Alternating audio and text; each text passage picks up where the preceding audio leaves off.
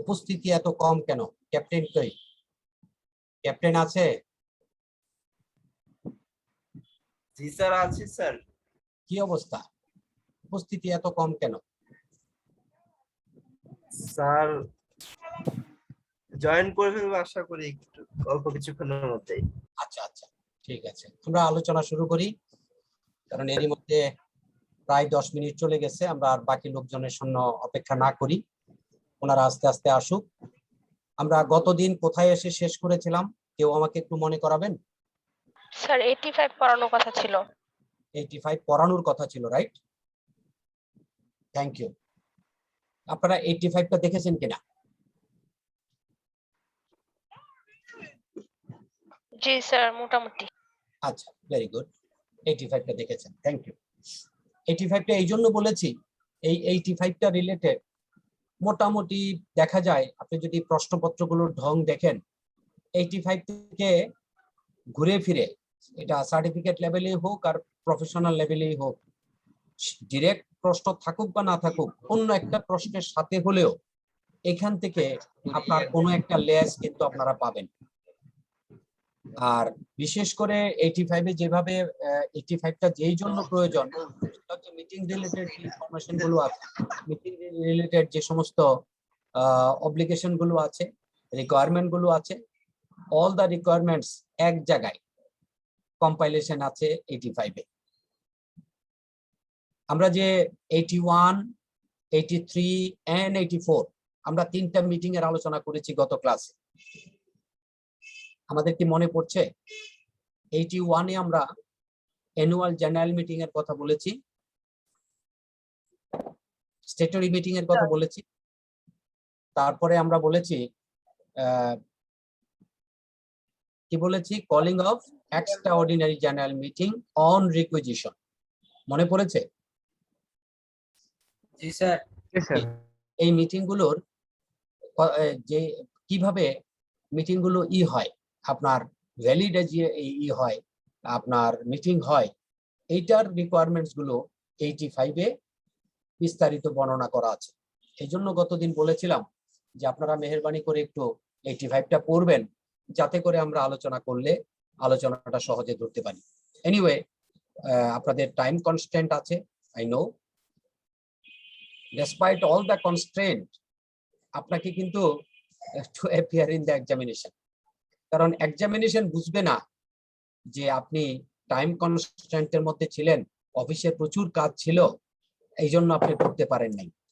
Time কখনো আপনাকে এটা এলাও করবে না, এক্সামিনেশন আপনাকে কখনো এটা সমীহ করবে না। কি করবে কিনা?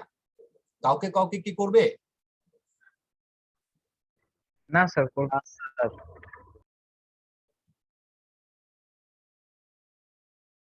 করবে না স্যার। করবে না, এমনটা করবে না। ধরুন আপনি খাতার মধ্যে যদি লিখে দেন যে স্যার আমি ফার্মে প্রচুর কাজ ছিল, কাজের জন্য আমি রাত 8টা 9টা 10টার সময় বাসায় গিয়েছি, আমি আর পড়তে পারি নাই স্যার, মেহেরবানি করে আমাকে পাস করায় দিবেন, দিবে? না স্যার। তাহলে আমাদেরকে কি করতে হবে? আমাদের পাসটা আমাদের কি করতে হবে, এবং প্রপার স্টাডির মাধ্যমে আমাকে কামিয়াব হতে হবে, সাকসেসফুল হতে হবে, ঠিক কিনা? জি স্যার, ইনশাআল্লাহ স্যার। তো আমরা আজকে 85টা আলোচনা করি। Provision 85 of the companies act 1994, এটার এটা হচ্ছে আপনার প্রভিশনটা হচ্ছে provision as to meeting and votes. Meeting and votes, vote শব্দটা আমরা সবাই জানি, মিটিংও আমরা বাই দিস টাইম জেনে গেছি, যে মেম্বারসদের মিটিং হয়, সেই মিটিং গুলো কিভাবে পরিচালিত হবে এটাই সেকশন 85-এ বলা আছে। আপনাদের কাছে হাতের কাছে যদি খাতা কলম থাকে, আপনারা মেহেরবানি করে একটু ছোট ছোট করে নোট নিয়ে নিতে পারেন, এটা আপনাদের পরীক্ষার জন্য আশা করি হেল্পফুল হবে। সেকশন 85, এটার প্রভিশনটা হচ্ছে provision as to meeting and votes.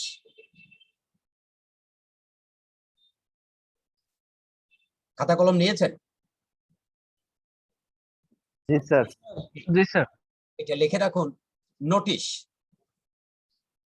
কি লিখলেন? Notice AGM EGM and statutory meeting, তিনটা মিটিং এর জন্য 21 days নোটিশ ইজ রিকোয়ার্ড। কথাটা কি স্পষ্ট শুনতে পেলেন আপনারা? আমার কথা কি শোনা যাচ্ছে? জি স্যার, যাচ্ছে। Thank you. এটা হচ্ছে কি বললাম প্রথমেই, notice notice. Notice AGM EGM and statutory meeting তিনটার জন্য 21 days নোটিশ ইজ রিকোয়ার্ড। লেখা হলে একজনে বলবেন। হয়েছে স্যার। Very good. নেক্সট, এরপরে লেখেন meeting within shorter notice. Within shorter notice. Shorter notice means 21 days এর যে রিকোয়ারমেন্টটা বললাম, যে এই মিটিং গুলোর জন্য 21 days এর নোটিশ দিতে হবে।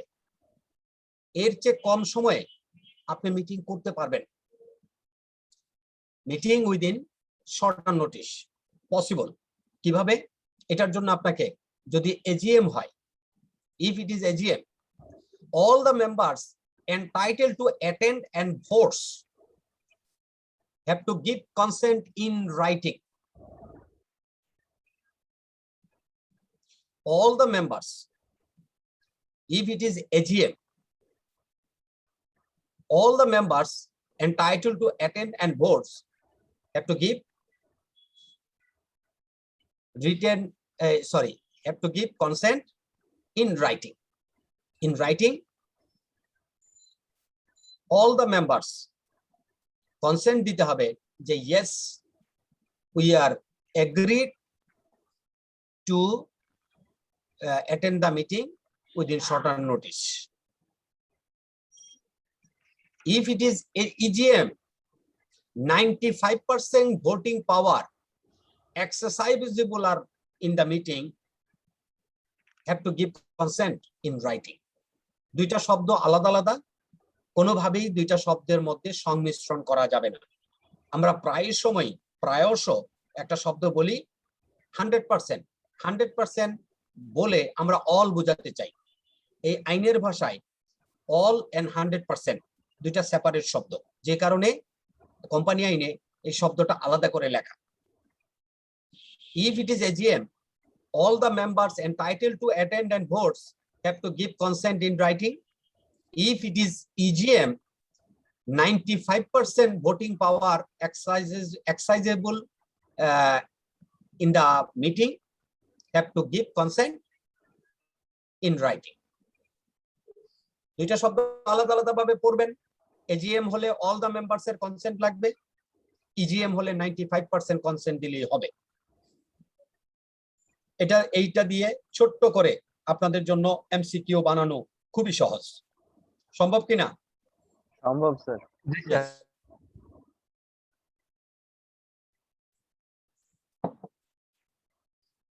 Service of notice. Service of notice. Notice to be served to the members as per guideline given in the Schedule 1, Regulation number 113 to 116. Service of notice. Service of notice. Guideline as per Schedule 1, Regulation 113 to 116.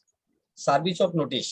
Notice to be served to the members as per guideline given in the Schedule number 1 of Companies Act 1994, Regulation number 113 to 116.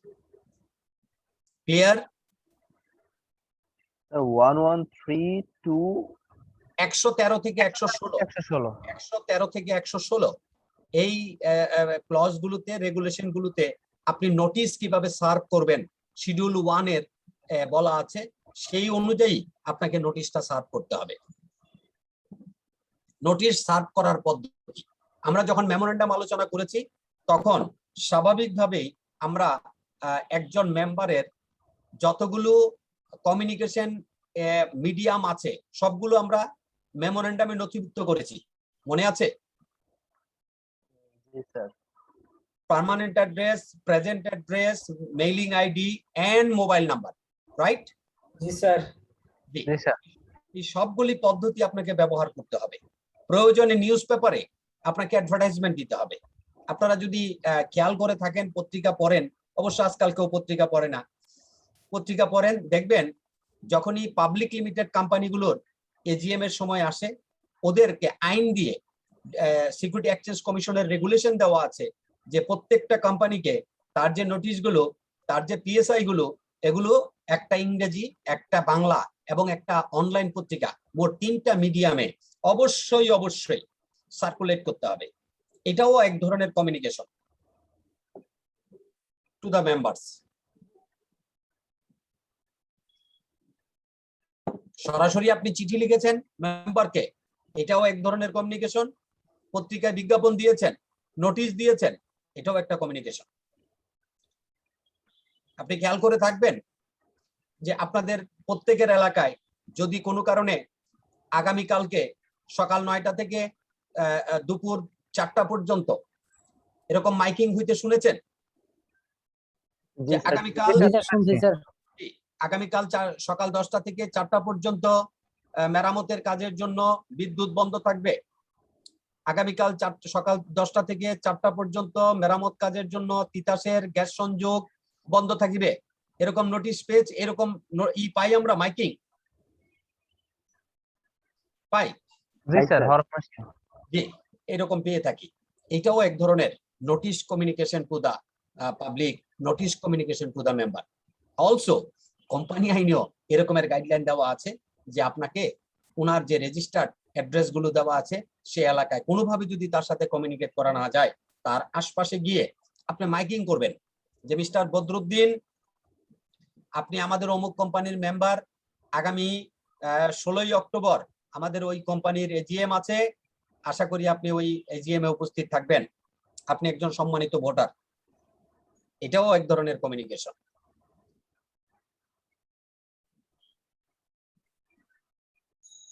তাহলে গেল এটা। এবার আসি demand pole.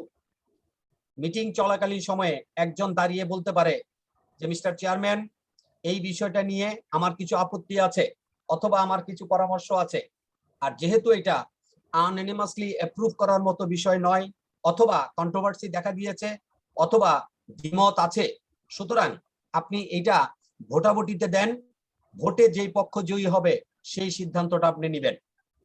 এরকমের কথা কি শুনতে পাওয়া যায়? Yes, sir. শুনতে পাওয়া যায়। আমরা পরিবারেও দেখি, যখনই কোনো বিষয় ফয়সালা করার বিষয় আসে, সেটেল করার বিষয় আসে, তখন মুরব্বীরা জিজ্ঞেস করে, এই তুই কি বলিস বলতো। হয়তো আপনার বক্তব্য সর্বক্ষেত্রে যে করা হবে, গণ্য করা হবে, মানা হবে, বিষয়টা ওরকম নয়, কিন্তু আপনাকে হয়তো জিজ্ঞেস করবে যে এই বিষয়টা নিয়ে আমরা চিন্তা ভাবনা করছি, তুই কি বলিস। এরকম আলোচনা হয়। জি স্যার, হয় স্যার। মেম্বার্স মিটিং ও এরকম বিষয় হতে পারে। বিষয় হলে নরমালি বলা হচ্ছে 5 members present or proxy, personally present অথবা প্রক্সির মাধ্যমে 5 জন মেম্বার দাঁড়িয়ে বলতে পারে যে এই বিষয়টা আপনারা ভোটাভুটিতে সমাধান করুন, আনএনিমাসলি সিদ্ধান্ত নেবেন না। সরি, আপনারা এককভাবে ইউনিটারিলি আপনারা সিদ্ধান্ত নেবেন না। এটা আমরা চলুন ভোটাভুটিতে দেই, গোপন ব্যালটে ভোট হবে, যেই পক্ষ জয়ী হবে সেটাই জয়ী বলে আমরা সবাই মেনে নিব। একরকম হতে পারে।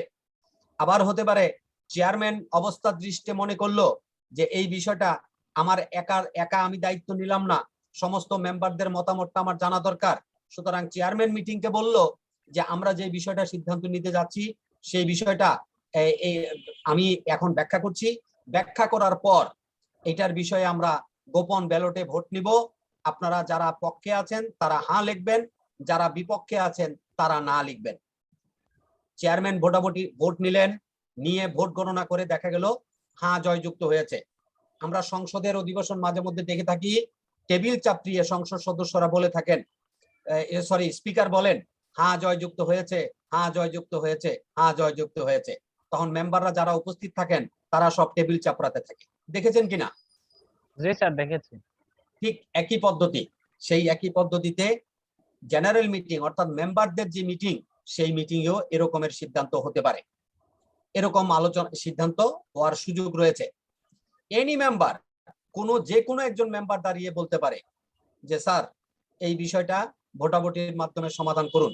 এই কথাটা এখানে বলার মানে হচ্ছে প্রত্যেকটা মেম্বারকে তার রাইটস দেওয়া হয়েছে যে সে প্রত্যেকটা বিষয়ে মতামত পোষণ করার, তার অপিনিয়ন দেওয়ার রাইট সে রাখে, এটা মিন করে।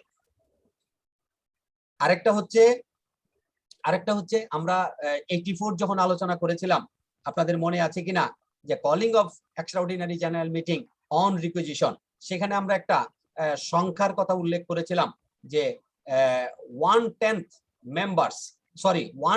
পেইড আপ ক্যাপিটালের members individually or collectively can call a EGM. এটা মনে আছে আপনাদের? জি স্যার আছে স্যার। সেই কথাটা এখানেও বলা আছে যে একা অথবা কালেকটিভলি 1/10 শেয়ারের মালিক যারা, তারা দাঁড়িয়ে বলতে পারে যে এই বিষয়টার উপরে আমি ভোট চাচ্ছি।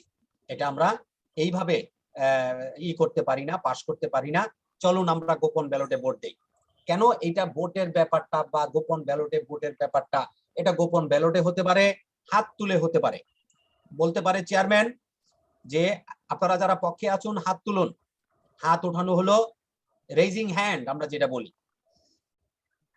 চেয়ারম্যান গুনলেন যে 25 জনের মধ্যে 30 জন হাত উঠিয়েছে। এবার বললেন আপনারা যারা না, তারা হাত উঠান।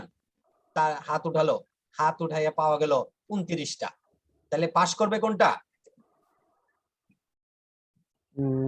না 30টা হ্যাঁ, 29টা না। হ্যাঁ ভোট। হ্যাঁ জয়যুক্ত হইল। হ্যাঁ জয়যুক্ত হইল। এইভাবে একটা এজেন্ডা পাস করার পদ্ধতি আছে। এইটা রাইট দেওয়া আছে, রাইটস দেওয়া আছে to the members. Member can raise their question, raise their hand, এবং দে ক্যান ডিমান্ড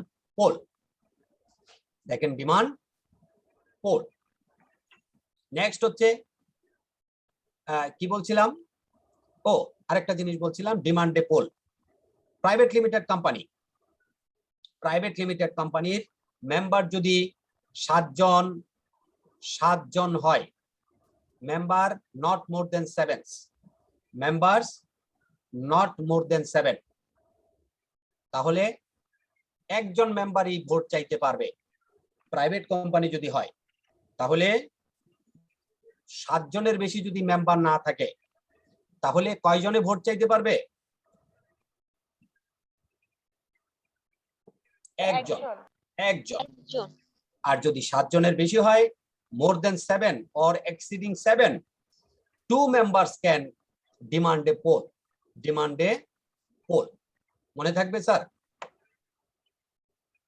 ইনশাআল্লাহ স্যার। জি স্যার। কলিং এ মিটিং আমরা এর আগেও আলোচনা করেছি।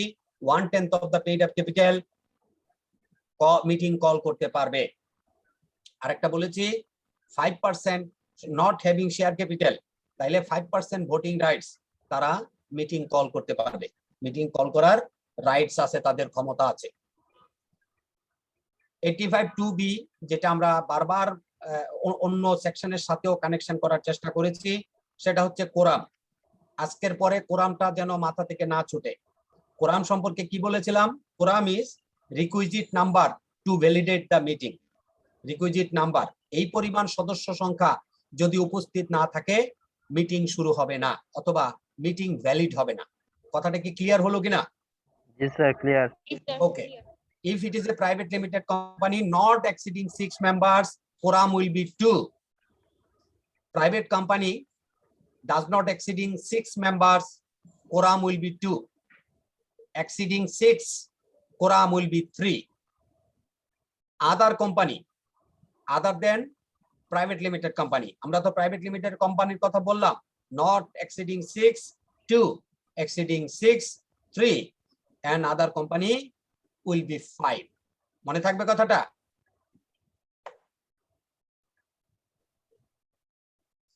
মনে থাকবে? জি স্যার। আরেকবার বলবেন স্যার, আমার একটা ইন্টারনেট প্রবলেম ছিল। Private company does not exceed 6 members, quorum will be 2. Exceeding 6 members, quorum will be 3. Other company, quorum will be 5. এবার clear? Vote. Every member shall have one vote. Every member vote. Vote. Every member shall have one vote. আমরা যদি 85 কে এইভাবে sum up করি, provision as to meeting and votes, আমরা এইভাবে sum up করতে চাই। আমি বলেছি নোটিশ, শর্টার পিরিয়ড নোটিসে meeting, service of notice, demand a poll of private limited company, calling a meeting, quorum, vote. আশা করি আপনাদের কোনো কনফিউশন নেই, থাকলেও পড়লে ক্লিয়ার হয়ে যাবে।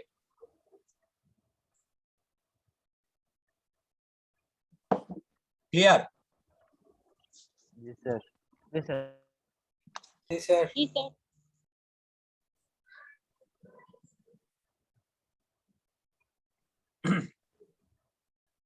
এর সাথে আরেকটা বলে রাখি, যেহেতু আমরা কি আলোচনা করছিলাম, মিটিং আলোচনা করতে গিয়ে 81 এ আমরা এজিএম আলোচনা করেছি, 83 তে স্ট্যাটুটরি মিটিং আলোচনা করেছি, 84 এ on requisition calling extraordinary general meeting আলোচনা করেছি। এখন 85 এ আমরা যে জিনিসটা আলোচনা করলাম সেটা হচ্ছে provision as to meeting and vote, as to কি বলছিলাম, meeting and board sir. Yes, meeting and votes. এটা আমরা কিভাবে আলোচনা করলাম, অনেকগুলো জিনিস এর মধ্যে আছে, যে জিনিসগুলো আমরা ভাগ ভাগ করে একটু আলোচনা করে নিয়েছি, আশা করি আপনারা লিখে নিয়েছেন। এবার একটা জিনিস লিখে রাখেন, agenda of first board meeting. আমরা এতক্ষণ যে আলোচনাগুলো করেছি, অল আর মেম্বার্স মিটিং, অল আর কি meeting, members meeting. members meeting. Now we are discussing the board of directors meeting. Board of directors meeting. First, agenda of first board meeting. Agenda of first board meeting. একটা company incorporation হয়ে যাওয়ার পর প্রথম যে board মিটিংটা হয়, সেই board মিটিংটাতে একটা এজেন্ডা তৈরি হয়, কি কি বিষয় আলোচনা হবে সেই বিষয়টা নিয়ে আমরা এখন আলোচনা করছি। Agenda of board of directors meeting মানে বোর্ড মিটিং। স্যার আমার একটা কোশ্চেন ছিল। শিওর। স্যার কোরামের স্যার আপনি যে বললেন স্যার আদার কোম্পানি বলে স্যার 7, তাহলে স্যার আদার কোম্পানির মধ্যে কি স্যার সোশ্যাল প্লাস এছাড়া স্যার আদার কোম্পানি মিন্স প্রথমেই হচ্ছে public limited company. Sir public limited company, private ছাড়া যা আছে সব পাবলিক লিমিটেড। এখন যে জিনিসটা বলছি public limited company, public limited company having share capital without share capital, right? জি স্যার। আর আমরা যেটা আলোচনা করতে গিয়ে সেকশন 28 যখন আলোচনা করেছিলাম, তখন বলেছিলাম চ্যারিটেবল অর্গানাইজেশন রেজিস্ট্রেশন নিতে পারবেন উইদাউট হ্যাভিং কি paid up capital and also written with the name অথবা dispense the limited with their name. যেটা বলেছিলাম charitable organisation, association not for profit. I hope you can remember. Under section 28 and 29 এ বলেছিলাম company under guarantee, মনে পড়েছে sir? জি sir. এই all আর public limited company, association not for profit অথবা charitable organisation and company under guarantee, এই তিনো কোম্পানি যে বললাম, তিনো কোম্পানি হচ্ছে লিমিটেড পাবলিক লিমিটেড কোম্পানি। মনে হলো স্যার? জি স্যার। এই প্রসঙ্গে আরেকটা জিনিস বলে রাখি। জি বলুন। স্যার থ্যাংক ইউ বললাম। Thank you, most welcome. Next যেটা এটার প্রসঙ্গে একটা বলে রাখি, আমাদের সেকেন্ড অ্যামেন্ডমেন্টটা আপনাদেরকে পাঠিয়েছিলাম, দেখেছেন আপনারা? কোম্পানি অ্যাক্টের সেকেন্ড অ্যামেন্ডমেন্টটা পাঠিয়েছিলাম আপনাদেরকে 2020 সালের নভেম্বর মাসে যে সেকেন্ড অ্যামেন্ডমেন্ট হয়েছে, দ্যাট সেকেন্ড অ্যামেন্ডমেন্ট আপনাদেরকে পাঠিয়েছিলাম। পেয়েছিলেন কিনা সবাই? জি স্যার। জি স্যার, পেয়েছি স্যার। পেরেছিলেন? জি স্যার। ওকে, একটা আর্টিকেল পাঠিয়েছিলাম, পড়েছেন আপনারা? জি স্যার, কোম্পানি আর্টিকেল স্টুডেন্টের জন্য কি কি দরকার একটা কোম্পানি অ্যাক্টের? জি জি স্যার। তো এই জিনিসটা পাঠিয়েছিলাম এই জন্য পড়ার জন্য। এই প্রসঙ্গে একটা জিনিস বলে রাখি, এই সেকেন্ড অ্যামেন্ডমেন্টে কোম্পানি আইনে একটা নতুন সেকশন ইনসার্ট হয়েছে, সেটা হচ্ছে 11A, বাংলায় হচ্ছে 11 ক, 11 ক। এটা দেখেছেন? 11 কতে বলছে যে এখন থেকে আমরা কোম্পানিগুলোর নামের শেষে কি লিখবো? If it is a 1 person company, তাহলে নামের শেষে লিখবো OPC. If it is private limited company, নামের শেষে লিখবো লিমিটেড। এবং if it is public limited company, তাহলে নামের শেষে লিখবো পিএলসি। কথাটা কি ক্লিয়ার হলো স্যার? জি স্যার। জি। এটা 11 ক দিয়ে ইনসার্ট করা হয়েছে নতুন করে। 11A, 11 ক, বাংলা 11 ক। আশা করি এটা আপনাদের এখন মাথায় ঢুকে গেছে, সুতরাং এটা নিয়ে বেশি পড়াশোনা করা লাগবে না। এই ছোট্ট জিনিসটা 11 ক দিয়ে আপনাদেরকে একটা এমসিকিউ দিয়ে দিতে পারে। এবং আমার কেন জানি মনে হচ্ছে এই 11 ক একটা এমসিকিউ চলেই আসবে আগামী অক্টোবরে যে পরীক্ষা হবে সেই পরীক্ষায়। আমরা মিস করা উচিত না, তাই না? যেই আলোচনা করেছি তাতে মিস করা উচিত না sir. Thank sir you. Okay, OPC sir এবার এক্সামে চলে আসছে। হ্যাঁ, চলে আসলেও আপনাদের জন্য সুযোগ, আপনাদের জন্য অপশন রয়ে গেছে। কারণ এখন যেহেতু পরীক্ষার ইটা চেঞ্জ হচ্ছে, কি ফরমেশনটা চেঞ্জ হবে, অর্থাৎ রিটেন থেকে আমরা যাচ্ছি মাল্টিপল চয়েস কোশ্চেন টাইপের, রাইট? যদিও এখানে অনেকগুলো ক্যাটাগরি থাকবে, ট্রু ফলসও থাকতে পারে, ফিলিং দ্য গ্যাপস থাকতে পারে, choice multiple question, choice multiple answer থাকতে পারে, ওয়ান অ্যান্সার থাকতে পারে, তাই না? এরকমেরই তো গাইডলাইনটা দিয়েছে। তো এই গাইডলাইনটা অনুযায়ী আপনাদেরকে এইখান থেকে প্রশ্ন আসার সমূহ সম্ভাবনা রয়েছে। এবং এই যে 11 ক, এটা থেকে একটা প্রশ্ন পেয়ে গেলে আশ্চর্য হবার কিছু থাকবে না। আমরা পারবো তো খুঁজে বের করতে যদি অ্যান্সার প্রশ্ন আসে? ইনশাআল্লাহ পারবো স্যার। ইনশাআল্লাহ। Agenda of first board meeting, যদিও আমরা যে আলোচনাগুলি করছি আলোচনাগুলো আমাদের মনে রাখতে হবে এই জন্য যে এমসিকিউ তে রিস্ক বেশি না কম? বেশি স্যার। হ্যাঁ, স্যার যেটা বললাম এটা সঠিক কিনা? সঠিক স্যার। ইয়েস, এমসিকিউ তে রিস্ক বেশি। অনেকেই মনে করে এমসিকিউ হলে মনে হয় সব পাস করে ফেলবো, এমসিকিউ তে ফেলের সংখ্যা বেশি হবে। আচ্ছা, agenda of first board meeting, সেটা বলছিলাম কি সেকশন 96 কভার করে এটা। Section 96, appointment of first auditor under section 210 subsection 6।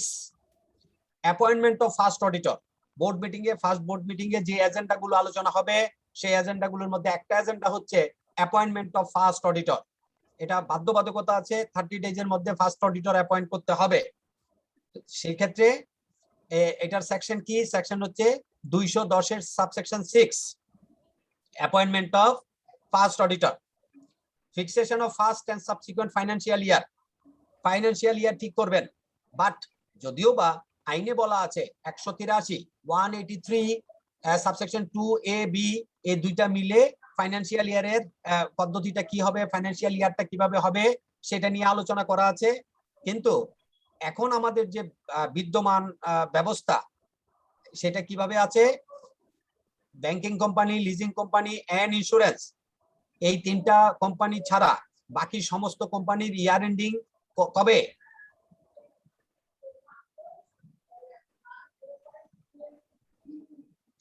June. সমস্ত কোম্পানির ইয়ার এন্ডিং এই তিন পদ্ধতি, financial institution, bank and leasing, insurance company, এই তিনটা ফাইন্যান্সিয়াল ইনস্টিটিউশন ছাড়া বাকি সমস্ত কোম্পানির ইয়ার এন্ডিং হচ্ছে 30 জুন। আর এমএনসি গুলোর, মাল্টিন্যাশনাল কোম্পানিগুলোকে একটা অপশন দেওয়া আছে, taking permission from the respective authority অথবা রেগুলেটর, তারা তাদের প্যারেন্ট কোম্পানির সাথে মিলিয়ে ফাইন্যান্সিয়াল ইয়ারটাকে ঠিক করে নিতে পারবে। এই চারটা ছাড়া বাকি সমস্তদের সবার জন্য ফর অল ফাইন্যান্সিয়াল ইয়ার হচ্ছে 1 জুলাই টু 30 জুন। এই কথাটা কি আমরা ক্লিয়ার হলাম কিনা? জি স্যার। যেহেতু আমরা ক্লিয়ার হলাম সেহেতু 183 এর 2A-B এই মুহূর্তে আমাদের জন্য অ্যাপ্লিকেবল না। বাট একটা কোম্পানি যদি ধরুন সেপ্টেম্বর মাসে রেজিস্ট্রেশন হয়, তাহলে তার স্বাভাবিকভাবেই তাকে পদ্ধতিগত একটা সিদ্ধান্ত নিতে হবে।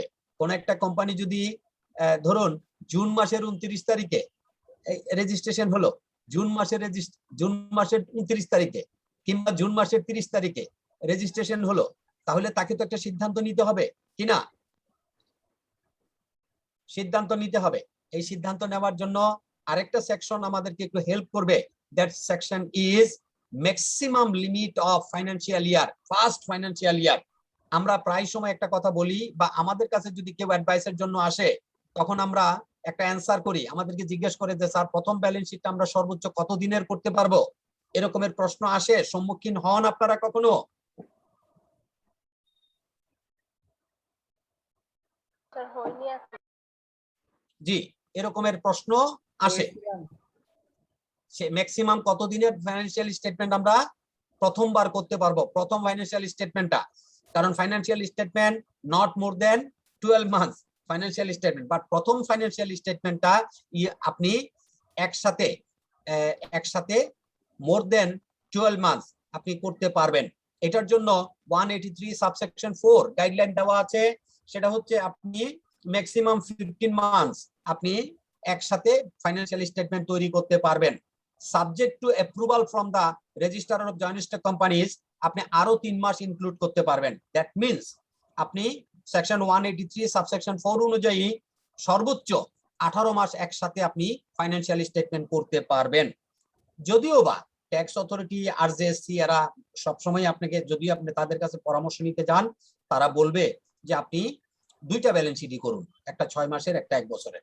কারণ দুইটা ব্যালেন্স শিট হলে তাদের জন্য একটু সুবিধা, গণনা করতে সুবিধা। কিন্তু আইন বলছে যে আপনি প্রথম ব্যালেন্স শিটটা সর্বোচ্চ 18 মাস করতে পারবেন। এই জন্য দেখা যায় এই যে 183 সাবসেকশন 4 বললাম, এটা দিয়ে কি একটা এমসিকিউ করা সম্ভব? সম্ভব স্যার। জি জি, এটা কি আমরা কি বুঝতে পারলাম কিনা, আমাদের মাথায় এটা থাকবে কিনা যে সর্বোচ্চ 18 মাস পর্যন্ত first financial statement can be prepared? Okay. Appointment of chairman. If the name of the chairman not included in the articles of association, articles of association এ যদি প্রথম চেয়ারম্যান কে হবেন, বোর্ডের চেয়ারম্যান কে থাকবেন, যদিও বলা আছে who will be the chairman, chairman will be amongst the directors, ডাইরেক্টরদের মধ্যে কেউ একজন চেয়ারম্যান হবেন, তিনি মিটিং প্রিজাইড করবেন। আর্টিকেলস অফ অ্যাসোসিয়েশনে যদি বলা না থাকে তাহলে প্রথম এই চেয়ারম্যান কে হবেন এটা প্রথম বোর্ড মিটিং এর সিদ্ধান্ত হয়। এটার জন্য রেগুলেশন 54 এ একটা গাইডলাইন দেওয়া আছে। শিডিউল 1 এর রেগুলেশন 54 এ এটার জন্য একটা guideline has been given. Appointment of managing director, if the name of the managing director not included in the articles of association, articles of অ্যাসোসিয়েশনে যদি ম্যানেজিং ডাইরেক্টর কে হবেন, এটা হতে পারে দুই পদ্ধতি। একটা হতে পারে managing one director, share holder director can be managing director, no problem. কিন্তু এমনও হতে পারে যে managing director to be appointed from outside, এরকম হতে পারে স্যার? হতে পারে sir. Yes, if the managing director appointed amongst the director, no problem হইতে পারবে। এটার জন্য আলাদা করে গাইডলাইন দেওয়া আছে, আমরা সামনের দিকে আলোচনা করব। বাট যদি বাইরের থেকে অ্যাপয়েন্ট করতে হয় ম্যানেজিং ডাইরেক্টর, বাইরের থেকে যদি অ্যাপয়েন্টমেন্ট করা হয় ম্যানেজিং ডাইরেক্টর, তাহলে এইটা রেগুলেটেড হবে under 109 and 110। Managing director appointment and managing director eligibility, এই দুইটা জিনিস রেগুলেটেড হয়, অর্থাৎ কোম্পানি আইনের সেকশন 109 and 110 109 এবং 110 এই দুইটা সেকশনে ম্যানেজিং ডাইরেক্টরের বিষয়ে একটা গাইডলাইন দেওয়া আছে যে একজন ম্যানেজিং ডাইরেক্টরকে আপনি কতদিনের জন্য অ্যাপয়েন্ট করতে পারবেন, আপনি দুইটা লিস্টেড কোম্পানির একজন ম্যানেজিং ডাইরেক্টর রাখতে পারবেন কিনা, অথবা ম্যানেজিং ডাইরেক্টরের অ্যাপয়েন্টমেন্ট করলে পরবর্তীতে আপনি কিভাবে তাকে রেগুলেট করবেন, কিভাবে আপনি রিঅ্যাপয়েন্টমেন্ট করবেন, একসাথে আপনি 5 বছরের বেশি ম্যানেজিং ডাইরেক্টর অ্যাপয়েন্ট করতে পারবেন কিনা, এই সব কিছু সেকশন 109 এবং 110 তে গাইডলাইন দেওয়া আছে। তাহলে ম্যানেজিং ডাইরেক্টর যদি আউটসাইড থেকে আপনি অ্যাপয়েন্ট করতে চান, তাইলে কোম্পানি আইনে আপনাকে সেকশন দেওয়া আছে, সেটাও আপনার আলোচনা হবে ফার্স্ট বোর্ড মিটিং এ। কমন সিল, এটা নিয়ে বেশি কথা হবে না। 2020 সালের ফেব্রুয়ারি মাসে এটার ফার্স্ট একটা অ্যামেন্ডমেন্ট হয় কোম্পানি আইনের, সেখানে বলা হয়েছে যে একসময় বলা ছিল যে seal, common seal is mandatory, এইখানে এসে বলছে যে কমন সিল অপশনাল, বাধ্যতামূলক নয়। আসলে এটা কথার কথা বা কাজের কাজ, একটা অ্যামেন্ডমেন্ট হয়তো হয়েছে কোনো প্রয়োজনে, বিশেষ কোনো প্রয়োজনে, বাট কোনো অর্গানাইজেশন, কোনো স্টেক হোল্ডার, কোনো user of the companies signatory, authorise signatory or others signature যেখানে থাকবে, সেখানে অবশ্যই কোম্পানির সিল তারা ডিমান্ড করবে। আপনি ধরুন ব্যাংকে যদি একটা চেক পাঠান এবং যদি কোম্পানির চেক হয়, কোম্পানির পক্ষে যদি কেউ অথরাইজ সিগনেটরি স্বাক্ষর করে, তখন স্বাভাবিকভাবে ব্যাংক থেকে বলবে যে যিনি সই করেছেন তার নামের নিচে একটা কোম্পানির সিল দিয়ে নিয়ে আসেন। সুতরাং কোম্পানির যে সিলের প্রয়োজন, এই সিলের প্রয়োজন কোনোভাবেই ফুরিয়ে যায়নি। সুতরাং কোম্পানির সিলটা কেমন হবে? লিমিটেড পুরা লেখা থাকবে না অর্ধেক লেখা থাকবে? এলটিডি লেখে আমরা ফুটা দেই, আমরা লিমিটেড বুঝে নেই, তাই না স্যার? আমরা এলটিডি দেখলে মনে করি এলটিডি মানে হচ্ছে লিমিটেড, এলটিডি মানে লিমিটেড। তো ঠিক তেমনি এই সিলটা কেমন হবে? এটা কি এলটিডি পুরো থাকবে না থাকবে না? পিভিটি ফোটা ব্র্যাকেটে থাকবে না ব্র্যাকেটের বাইরে থাকবে? অথবা সিলটা কি গোল হবে না লম্বা হবে নাকি তেরাতেরি হবে? এই সব কিছুর সিদ্ধান্ত ফার্স্ট বোর্ড মিটিং এ হয়ে থাকে। তারপরে আসেন ব্যাংক, যখনই আপনি কোম্পানির ইনকর্পোরেশন হয়েছে, স্বাভাবিকভাবেই ওই কোম্পানির একটা ব্যাংক অ্যাকাউন্ট ওপেন করতে হবে কিনা স্যার? Yes or no? একটা প্রয়োজনীয়তা বলুন যে ব্যাংকের কোম্পানির ব্যাংক অ্যাকাউন্ট কেন ওপেন করতে হবে? আমরা ধরুন কোম্পানি রেজিস্ট্রেশন করলাম, কিন্তু আমরা সব ক্যাশে ট্রানজাকশন করব, ব্যাংক অ্যাকাউন্ট লাগবে? ইয়েস স্যার, লাগবে স্যার। কেন লাগবে? স্যার ক্যাশে তো ট্রানজাকশন করা যাবে না। Thank you. ক্যাশে ট্রানজাকশন করা যাবে না। আমি আপনার সাথে আরেকটু সাপ্লিমেন্ট করে দেই, তাইলে আদার উইল বি বেনিফিটেড। সেটা হচ্ছে একটা জিনিস আজকে থেকে মনে রাখবেন, এবং আরেকটা জিনিস মনে রাখবেন, সেটা হচ্ছে আপনারা যখন কোথাও অডিটে যান, কোম্পানির share money means paid up ক্যাপিটালের টাকা and share money deposit should be transacted through banking channel. যদি ব্যাংকিং চ্যানেলে দুইটা জিনিস ট্রানজাক্টেড না হয়ে থাকে, আপনারা অবশ্যই রিপোর্টে এটা কোয়ালিফাই করবেন। বহু রিপোর্ট দেখা যায় এটাতে কোনো কোয়ালিফিকেশন করা হয় না। ইভেন ক্যাশে কোটি কোটি টাকা share money deposit, crore crore টাকা পেড আপ ক্যাপিটাল চলে আসে, এগুলি পরবর্তীতে নানা জটিলতার জন্ম দেয়। এই জন্য বিধান হচ্ছে, আইন হচ্ছে, পেড আপ ক্যাপিটালের টাকা ব্যাংকিং চ্যানেলে জমা দিতে হবে, শেয়ার ডিপোজিটের টাকা ব্যাংকিং চ্যানেলে জমা দিতে হবে। নট অনলি দ্যাট, এই যে রিসেন্টলি শেয়ার মানি ডিপোজিটের ব্যাপারে যে গাইডলাইন হচ্ছে, অবশ্যই share money deposit should B deposited in the separate account. এটা অবশ্যই এখন এই লিমিটেড কোম্পানির জন্য এখনো বাধ্যতামূলক করা হয়নি, বাট লিস্টেড কোম্পানি হইলে তাকে এই জিনিসগুলো অবশ্যই মেনটেন করতে হয়। এই প্রসঙ্গে শেয়ার মানি শব্দটা যেহেতু ব্যবহার করেছি, শেয়ার মানি ডিপোজিটের ব্যাপারে আরেকটা গাইডলাইন আপনাদেরকে বলে রাখি, সেটা হচ্ছে এফআরসির একটা নোটিফিকেশন আছে ইন ফেব্রুয়ারি 2020, সেটা হচ্ছে আপনার share money should be converted into share within 6 month. কয়দিনের মধ্যে? 6 মাসের মধ্যে। এটা একটু মাথায় রাখবেন, যখনই যেখানে অডিটে যাবেন অবশ্যই এই জিনিসগুলো দেখবেন। আমরা আইএফআরএস, আইএস এগুলো কমপ্লায়েন্স করতে করতে কোম্পানি আইনেরও যে একটা কমপ্লায়েন্স হতে পারে অডিট রিপোর্টে, সেই জিনিসটা আমরা করছি না। এই জিনিসটা যেদিন থেকে যেভাবে থেকে আমরা করতে শুরু করব, উই উইল বি গুড, কি বলবো এটাকে, কর্পোরেট কমপ্লায়েন্স অথবা কোম্পানি আইনের কমপ্লায়েন্সটা এইটা অনেক বেশি স্ট্রঙ্গার হবে, অনেক বেশি স্ট্যান্ডার্ড হবে। নেক্সট হচ্ছে প্রি ইনকর্পোরেশন এক্সপেন্সেস। আছে প্রি ইনকর্পোরেশন এক্সপেন্সেস? কেউ একটু আমাকে হেল্প করতে পারেন যে ইনকর্পোরেশনের আগে কিছু এক্সপেন্ডিচার আছে, আপনি ইনকর্পোরেশন সার্টিফিকেট পান নাই, কিন্তু আপনার কিছু এক্সপেন্ডিচার হয়ে গেছে, কেউ কি একটু উদাহরণ দিতে পারেন আমাকে? স্যার নেম ক্লিয়ারেন্স তো sir. Very good, name clearance, very good, thank you so much. Not only name clearance এর 215 টাকা তো দিলেনই স্যার, এছাড়াও আপনি ধরুন অথরাইজ ক্যাপিটাল করলেন 1 কোটি টাকা, তার জন্য আপনাকে 28,500 টাকা জমা দিতে হবে। এই টাকাটা আপনার কি এখন কোম্পানির কোনো নাম গন্ধ আছে? না স্যার। না স্যার। তাহলে আপনাকে তো এই খরচাটা করতে হবে।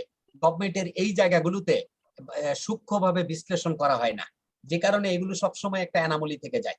তো এই ক্ষেত্রে রেজিস্টার অফ জয়েন্ট স্টক কোম্পানিজের একটা ভার্বাল গাইডলাইন হচ্ছে যে প্রি ইনকর্পোরেশন খরচাগুলো আপনি ডাইরেক্টরদের কাছ থেকে ক্যাশ নিয়ে করতে পারবেন, কারণ এইটা তো ব্যাংকে নেওয়ার কোনো সুযোগ নাই, ঠিক কি না?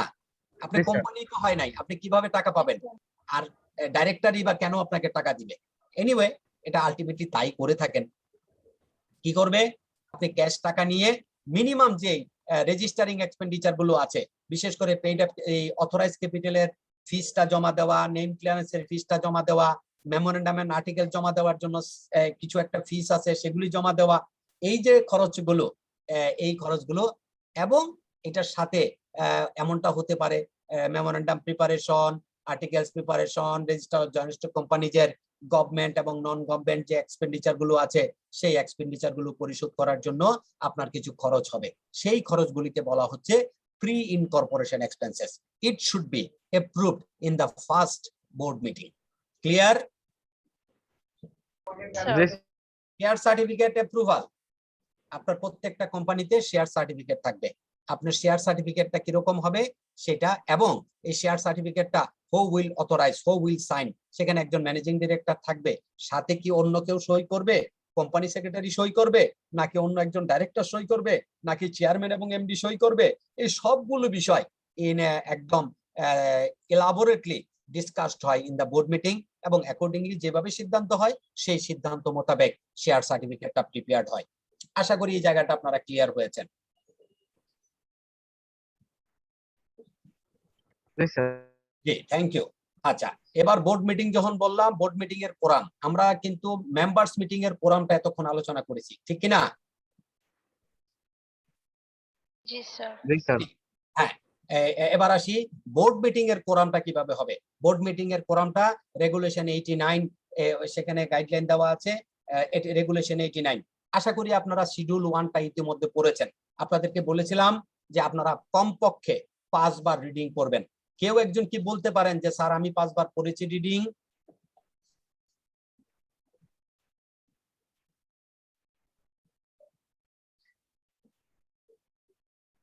না, ওকে, থ্যাংক ইউ, নো প্রবলেম, করে দিবেন।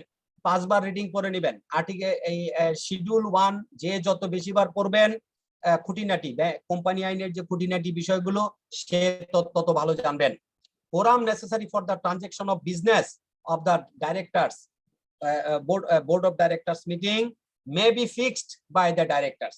1 number, may be fixed by the directors. ডাইরেক্টররা এটা ফিক্সড করতে পারে যে আমরা 3 জন মিলে কোরাম হব, 6 জন মিলে কোরাম হব, সবাই না হইলে আমরা কোনো সিদ্ধান্ত নিব না, এরকম সিদ্ধান্ত বোর্ড অফ ডিরেক্টরস নিতে পারে।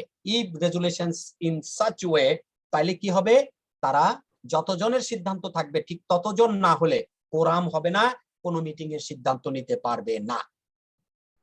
আরেকটা বড় বলা আছে, যদি এরকমের সিদ্ধান্ত না থাকে তাইলে কি হবে, তাইলে বলছে যদি 3 জন ডাইরেক্টর হয়, 3 জন ডাইরেক্টর হয়, তাহলে সবাই মিলে কোরাম। কয়জন?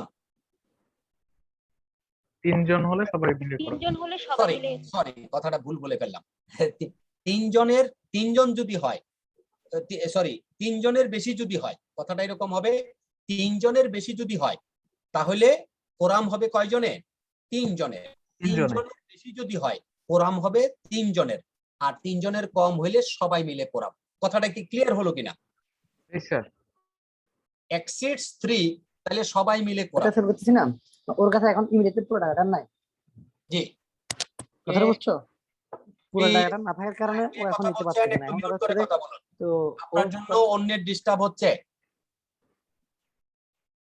কি বলছিলাম স্যার, যে বোর্ড অফ ডাইরেক্টরস এর প্রথম হচ্ছে বোর্ড অফ ডাইরেক্টরসরা সিদ্ধান্ত নিতে পারে যে তারা কয়জনে মিলে কোরাম করবে, নাম্বার 1।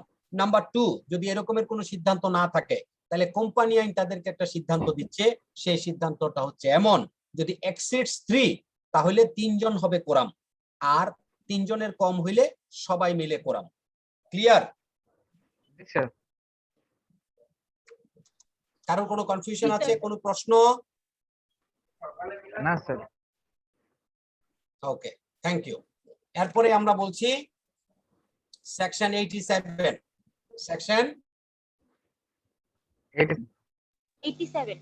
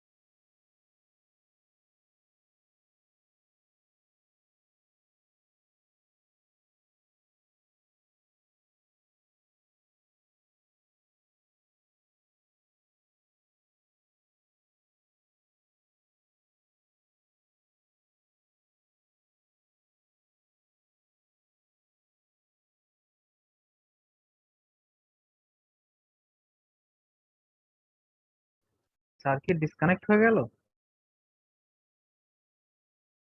মেবি স্যার তো নাই।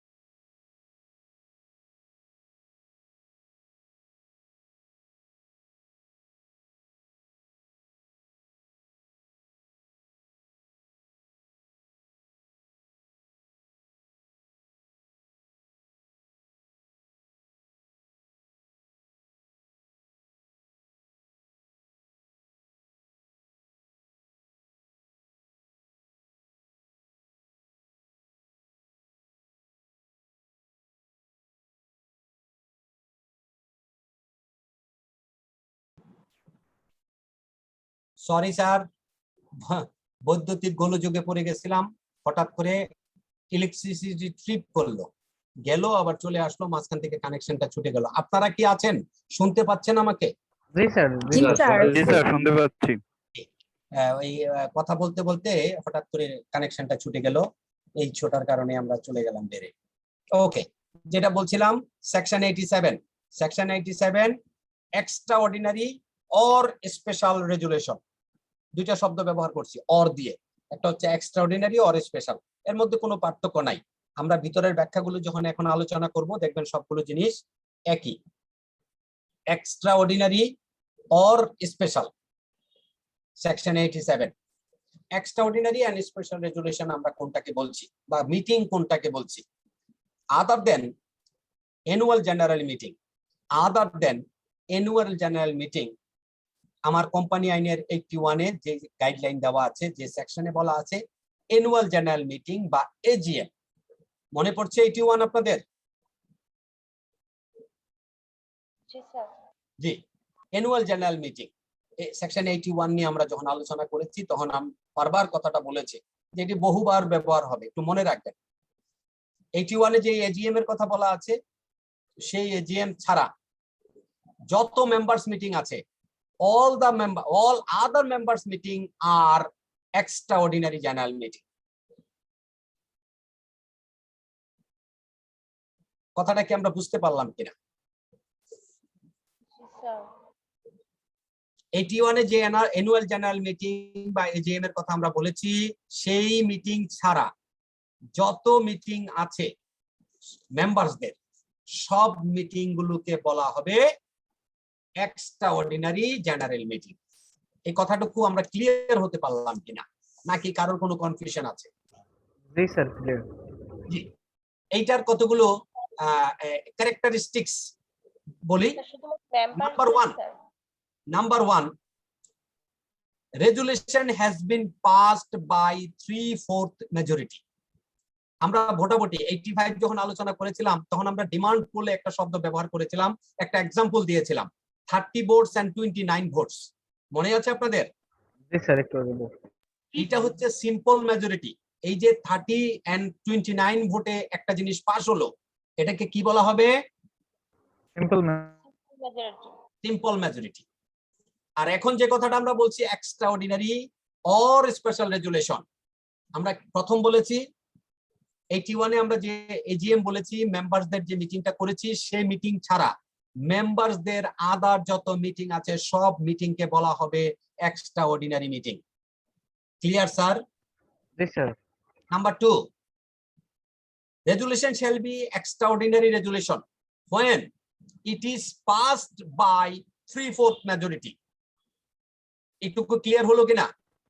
স্যার রেজুলেশন 3/4 মেজরিটিতে পাস হবে, নেভার এভার 75% ব্যবহার করবেন না।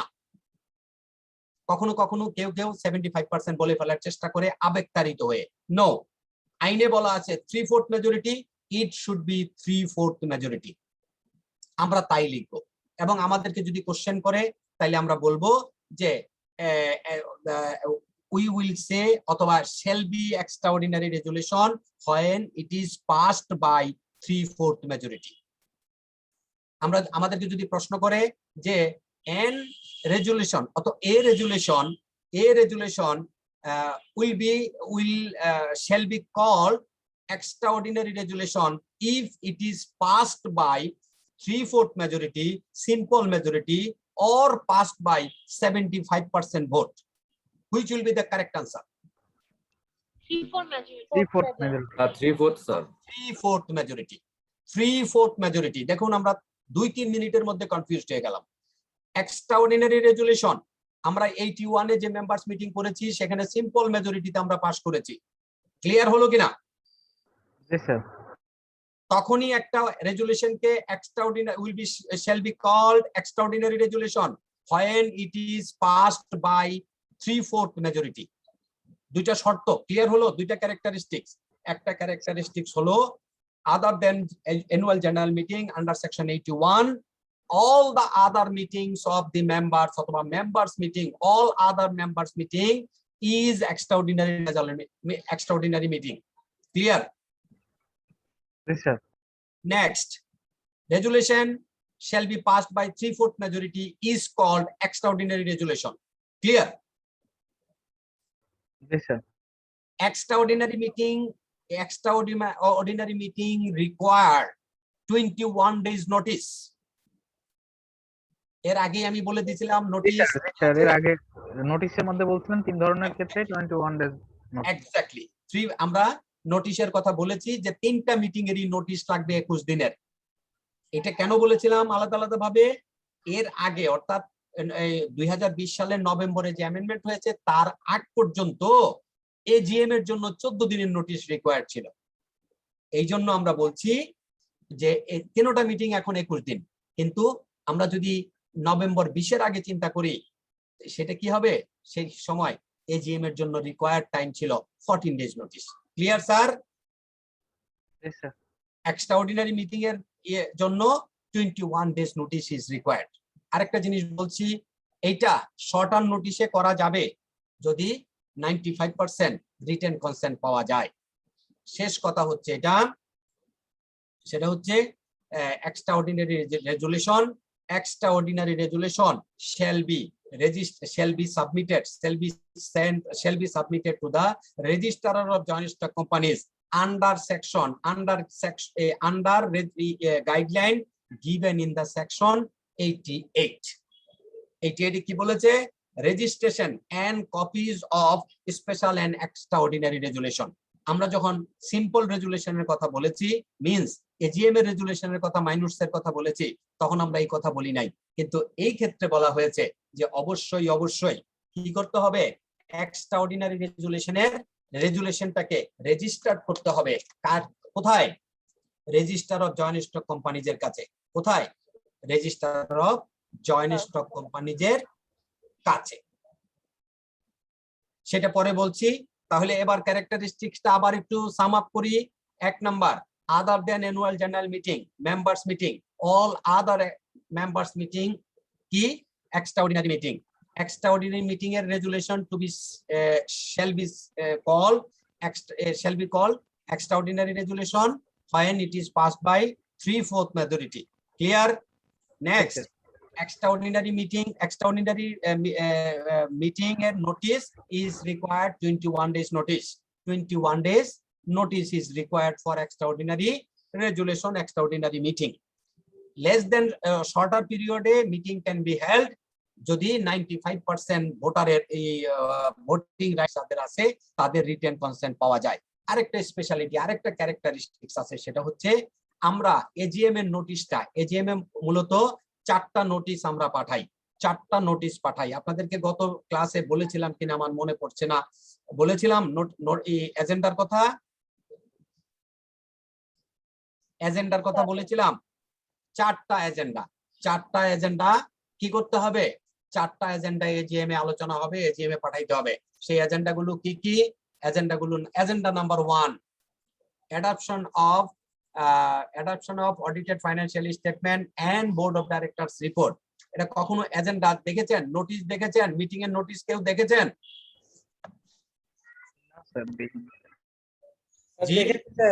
জি জি, সেখানে প্রথম এজেন্ডাটা লেখা থাকে adoption of board of directors report and audited financial statement for the year ended 30 June 2021।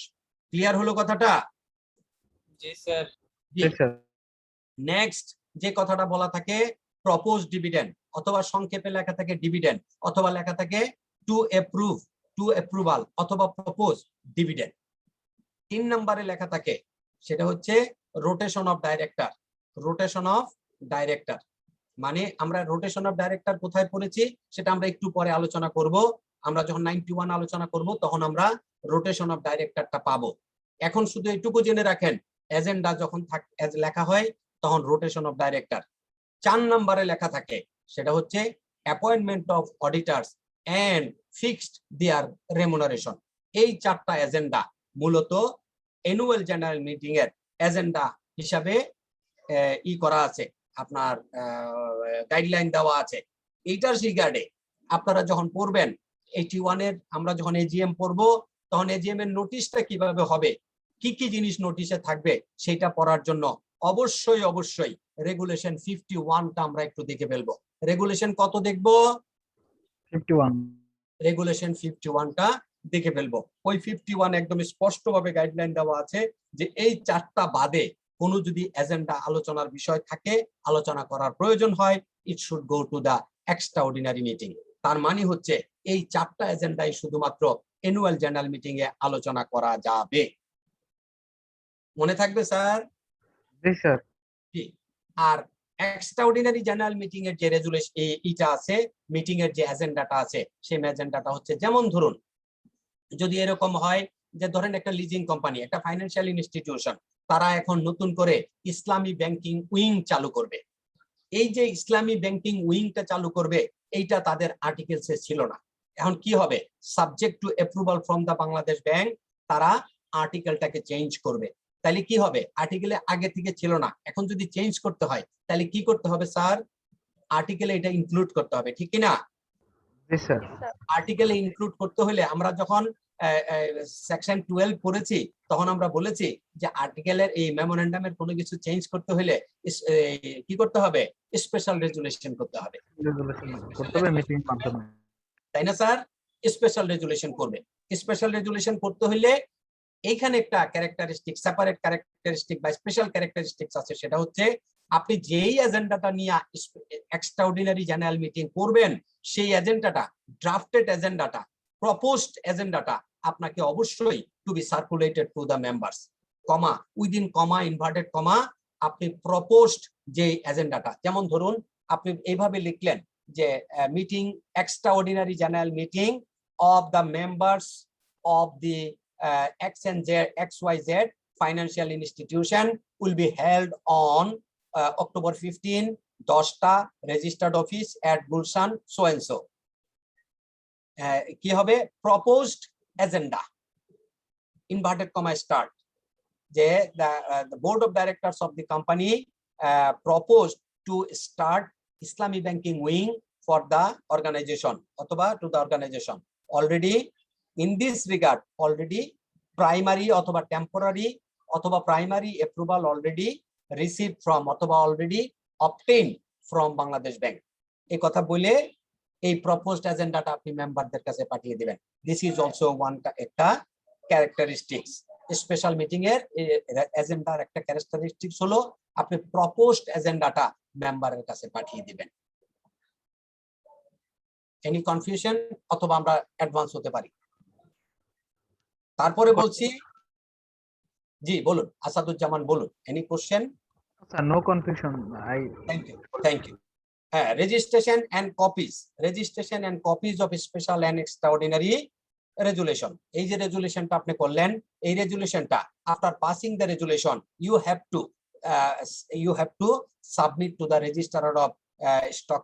Registrar of joint stock companies and firms within 15 days। Meeting এ পাস হওয়ার 15 days এর মধ্যে by filled up form number 8। আপনাদের কি কি form গুলো পড়ায় লিখে দিয়েছিলাম? জি স্যার।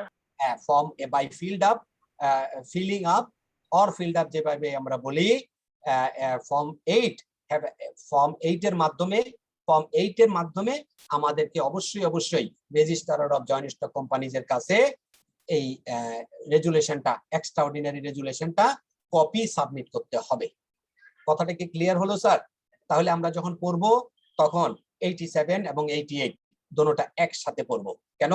একটা হলো আপনি কি কি ক্যারেক্টারিস্টিক্স হলে তাকে আপনি স্পেশাল রেজুলেশন বলছেন, আর স্পেশাল রেজুলেশনের আরেকটা স্পেশালিটি হলো আপনাকে separately after passing the special resolution within 15 days you have to submit to the registrar of joint stock companies and firms. কথাটা কি ক্লিয়ার হলো স্যার? জি sir. Okay, thank you. Next, minutes of the proceedings of general meeting and of its directors. এটা হচ্ছে section 89। মাইনুটস, আমি মাইনুটস বলি, কেউ minutes বলে, দুইটাই এক এক রকমের এক এক উচ্চারণ। কারণ মিনিট তো মিনিটই, কারণ সেকেন্ডের পরে মিনিটই হয়, তাই না? এটার সাথে এস দিলে, এস লাগালে সেটা হচ্ছে মিনিটস। আমি এটাকে বোঝার সুবিধার জন্য বলি মাইনুটস, কেউ কেউ বলে মিনিটস, বাংলায় লিখলে মিনিটসই হবে। আচ্ছা, এই শব্দটার সাথে কি আমরা পরিচিত আছি স্যার? জি স্যার। জি, এটা হচ্ছে chronologically recorded of the decision of the meeting. Chronologically recorded decision of the meeting. কথাটা কি বোঝা গেল স্যার? আপনি মিটিং এ যে সমস্ত এজেন্ডা গুলো আছে, সেই এজেন্ডা গুলোর কি কি সিদ্ধান্ত হয়েছে, সেই সিদ্ধান্তগুলো ক্রনোলজিক্যালি যেখানে লেখা থাকে, সেই বইটা বা সেই জায়গাটা, সেই খাতাটা, পৃষ্ঠাটার নাম হচ্ছে মিনিটস বা মাইনুটস। কথাটা কি বোঝা গেল স্যার? জি স্যার, বুঝতে পারছি। জি, থ্যাংক ইউ। নেক্সট, এখানে একটা ছোট্ট প্রশ্ন আপনাদেরকে করে একটু বিব্রত করতেই পারে। এই যে বললাম, যে অ্যানসারটা বললাম, সেই অ্যানসারটা যদি প্রশ্ন করে হোয়াট ইজ মাইনুটস, হোয়াট ইজ মাইনুটস, আমাদেরকে একদম এক্স্যাক্টলি ওই কথাটাই মনে রাখতে হবে যে মাইনুটস হচ্ছে ক্রনোলজিক্যালি মিটিং এর যে সিদ্ধান্তগুলো লিপিবদ্ধ থাকে, রেকর্ডেড থাকে। তিনটা শব্দ, একটা হচ্ছে মিটিং, একটা হচ্ছে ডিসিশন, আর একটা হচ্ছে রেকর্ডেড ক্রনোলজিক্যালি। রেকর্ডেড ক্রনোলজিক্যালি মনে থাকবে? Can a minutes be changed? এই যে মাইনুটসটা রেকর্ড করা হলো, এটা কি চেঞ্জ করা যাবে কিনা? No, once minutes is signed or minutes is approved, এই মাইনুটস আপনি ই করতে পারবেন না। যদি কোনো ক্লারিক্যাল মিস্টেকও থাকে, আপনি সেটা চেঞ্জ করে রিড্রাফট করতে পারবেন না, চেঞ্জ করতে পারবেন না। এটাকে প্রক্রিয়ার মাধ্যমে আপনাকে শুদ্ধ করতে হবে, যেটাকে আমরা বলছি অল্টারেশন, যেটাকে আমরা বলছি অল্টারেশন। এটা নিয়ে একটা উদাহরণ দেই আমি প্রায় সময় একটা কথা বলতে গিয়ে। যেমন ধরুন, মিটিং এ সিদ্ধান্ত হয়েছিল যে বোর্ড অফ ডাইরেক্টরসরা মিটিং করলে মিটিং ফি বাবদ 5,000 টাকা করে ফিস নেবেন কোম্পানি থেকে, কিন্তু কোম্পানি সেক্রেটারি এটা রেকর্ড করার সময় করেছে 50,000 টাকা করে নেবেন। এরকম হতে পারে মিস্টেক? জি স্যার, হতে পারে। Yes, Sir. হতে পারে। তো পরবর্তী মিটিং এ নরমালি মিটিং এর সিস্টেম হচ্ছে আপনি ধরুন আজকে আমরা যে মিটিংটা করছি সেই মিটিংটার নাম্বার হচ্ছে মিটিং নাম্বার 51। তো 51 তম মিটিং এ অথবা 51 number meeting A it was decided যে প্রপোজড এন্ড অ্যাপ্রুভ অথবা রিজলভ যে বোর্ড অফ ডাইরেক্টরসরা মিটিং ফি বাবদ 5,000 টাকা করে নেবেন, বাট রংলি অর উইলফুলি যেটাই হোক না কেন রেকর্ডেড 50,000। পরবর্তী মিটিং এ নরমালি প্রসেস হচ্ছে আপনি এই মিটিং এ যা সিদ্ধান্ত হবে পরবর্তী মিটিং এ যেটা লেখা হওয়ার পর মিটিং এর যারা উপস্থিত মেম্বারদেরকে শুনিয়ে যদি কোনো এডিশন ডিলিশন না থাকে দেন চেয়ারম্যান সাহেব এটাকে কনফার্ম করে। কি করে? কি করেন স্যার? শব্দটা কি বলেছি? স্যার কনফার্ম করবে। কনফার্ম করবে, কনফার্ম করে লেখা থাকে কনফার্ম, এরপরে চেয়ারম্যান মিটিং এর চেয়ারম্যান সই করেন। তো মিটিং এর যখন কনফার্ম করতে গেছে 52 তম মিটিং এ নাম্বার 52 নাম্বার মিটিং এ তখন একজন ডিরেক্টর বলেছে যে মিস্টার চেয়ারম্যান আমরা যে মিনিটসটা এখন অ্যাপ্রুভ করতে যাচ্ছি বা কনফার্ম করতে যাচ্ছি এখানে ছোট একটা ক্লারিক্যাল মিস্টেক আছে। দ্যাট মিস্টেক ইজ কি 5,000 এর টাকায় জায়গায় 50,000 লেখা আছে। তখন চেয়ারম্যান এটা নরমালি যেটা হয় যেটা এই কোম্পানি সেক্রেটারিকে বলে যে এটা রিড আউট করে নিয়ে আসেন, কিন্তু আসলে সেটা রিড আউট হওয়ার কথা নয়। অথবা ধরুন চেয়ারম্যান কনফার্ম করে ফেলেছে, কনফার্ম করার পরে এটা কারো চোখে পড়েছে যে 5,000 টাকা 50,000 টাকা হয়ে আছে, ঠিক কিনা স্যার? হইতে পারে না এরকম? তখন এই যে কনফার্ম করা জিনিসটা এটা it can not be change, it can be altered by subsequent meeting. Subsequent যে মিটিং গুলো হবে সেই মিটিং এর মাধ্যমে এটা আলটিমেটলি অল্টার করা যাবে। কথাটা কি ক্লিয়ার হলো কিনা? Okay, thank you so much. Next আমরা যে জায়গাটায় আসছি এটি সেটা হচ্ছে 90 directors obligatory. Directors of the company. কোম্পানিতে ডাইরেক্টরস কয়জন থাকবে? কোম্পানিতে ডাইরেক্টরস কয়জন থাকবে? নাম্বার 1, প্রাইভেট লিমিটেড কোম্পানিতে ডাইরেক্টর থাকবে 2 জন। Private limited company director will be 2। Private limited company which is a subsidiary of a limited company or public limited company তাহলে ডাইরেক্টর হবে 3 জন, আর পাবলিক লিমিটেড কোম্পানির ডাইরেক্টর হবে মিনিমাম 3 জন। কথাটা কি ক্লিয়ার হলো কিনা? জি স্যার, যে পাবলিক লিমিটেড কোম্পানির ডাইরেক্টর হবে 3 জন আর প্রাইভেট লিমিটেডের ক্ষেত্রে নরমালি 2 জন, তবে সেটা যদি সাবসিডিয়ারি কোম্পানি হয় তাহলে সেক্ষেত্রে 3 জন হবে। এক্স্যাক্টলি, যদি ই হয় subsidiary company of a public limited company হয় তাইলে এইটার ডাইরেক্টর হবে 3 জন। তাইলে প্রাইভেট লিমিটেড কোম্পানির শুধু প্রাইভেট লিমিটেড কোম্পানির ডাইরেক্টর হবে 2 জন। যদি it's a subsidiary of a public limited company, private limited company but subsidiary of a public limited company, তাইলে ডাইরেক্টর হবে 3 জন, আর পাবলিক লিমিটেড কোম্পানির ডাইরেক্টর হবে 3 জন। ক্লিয়ার? জি sir. Yes, sir. Okay. Appointment of director. A director appointment. What is the process of appointment of director? Director process কি? প্রথম কথা হচ্ছে যে মেমোরেন্ডামে যারা স্বাক্ষর করবেন, মনে আছে মেমোরেন্ডামে কারা স্বাক্ষর করবেন? জি স্যার, যারা প্রাইমারি প্রথম ডিরেক্টর। যারা কোম্পানিটা শুরু করছেন, যারা মেমোরেন্ডামে সাবস্ক্রাইব করছেন, তারা সবাই মেমোরেন্ডামে স্বাক্ষর করছেন। First subscriber. 91, yes, subscriber of the first subscriber of the memorandum. Subscriber of the memorandum shall be deemed to be the first director of the company. আমাদেরকে যদি একটা প্রশ্ন করে who are the first director of the company, can we answer? Yes sir, we can. It will be the first Yes, sir. subscriber company will be the Subscriber of the memorandum, subscriber of the memorandum are the first director of the company. Clear? Yes. Next হচ্ছে কি? Next হচ্ছে এই যে মেমোরেন্ডামে যারা subscribe করলো তারা first director. In the first AGM all the directors will be retired. All the directors will be retired. সবাই retire করবে। After that, board of directors will be reconstructed. এটা হতে পারে ধরুন 7 জন মিলে একটা কোম্পানিতে মেমোরেন্ডামে স্বাক্ষর করেছে, সিন্স তারা 7 জনই কিন্তু ফার্স্ট এজিএম হওয়া পর্যন্ত ডাইরেক্টর। কথাটা কি ক্লিয়ার হলো স্যার? যে 91 অনুযায়ী first subscriber of the memorandum are the first director of the company. Company. Next আমরা বললাম যে প্রথম AGM A all the directors who are the subscriber of the memorandum will be resigned অথবা will be retired, তারা retire করবে, resign করবে। then board will be reconstructed, either a number of the board of directors can be reduced, cannot be reduced, হইতে পারে, ঠিক আছে, 7 জন 7 জনই থাকতে পারে, আবার এটা কমতেও পারে, যে কোনো পদ্ধতি হোক না কেন it should be reconstructed পদ্ধতি, ঠিক আছে।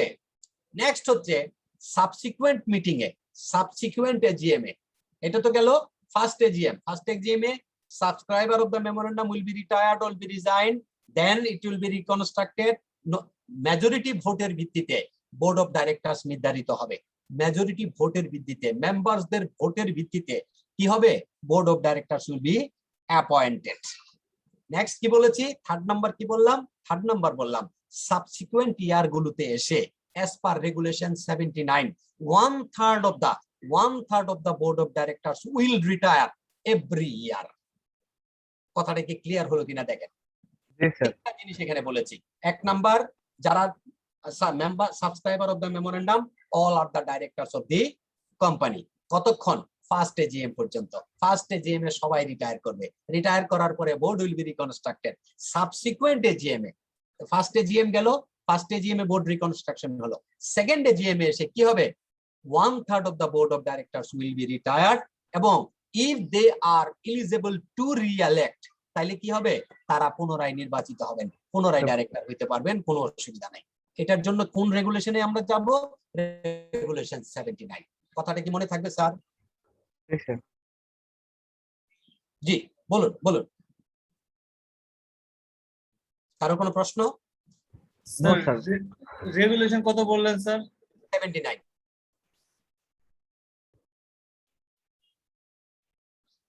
জি কোনো প্রশ্ন আর নাই? নেক্সট হচ্ছে ক্যাজুয়াল ভ্যাকেন্সি। শব্দটা কি বলেছি স্যার? Casual vacancy.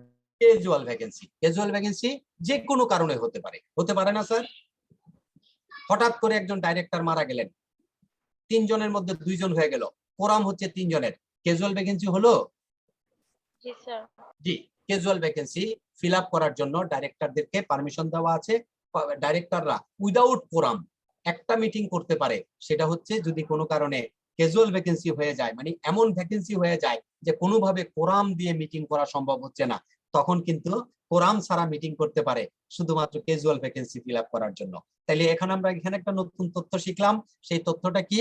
তথ্যটা হচ্ছে বোর্ড অফ ডাইরেক্টরসরা একটা মিটিং করতে পারে কোরাম ছাড়া, সেটা হলো যদি কোনো কারণে তাদের কোরাম বিনষ্ট হয়ে যায় ডাইরেক্টর ক্যাজুয়াল ভ্যাকেন্সি হওয়ার কারণে, তাহলে ওই ক্যাজুয়াল ভ্যাকেন্সি ফিল আপ করার জন্য বোর্ড অফ ডাইরেক্টরসরা কি করতে পারবে, উইদাউট কোরাম মিটিং করতে পারবে। এটা দিয়ে কি একটা এমসিকিউ করা সম্ভব?